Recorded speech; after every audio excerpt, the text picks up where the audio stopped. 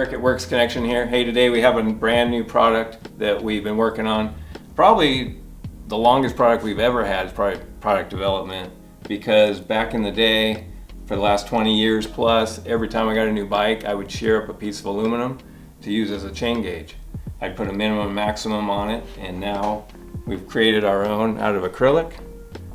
You can see we've got a maximum setting, we've got a minimum setting, and if you turn this sideways, this splits the difference and it's in the middle of those two settings. So I simply just lift the chain and check, as easy as that. By doing that, you're making sure that your chain's not too tight where it's hard on the counter shaft. You don't want it to affect your suspension. On a lot of the modern bikes, especially KTMs, it can affect the suspension. As an added bonus, we take the centerpiece that came out of the chain gauge and we also include this nice little keychain.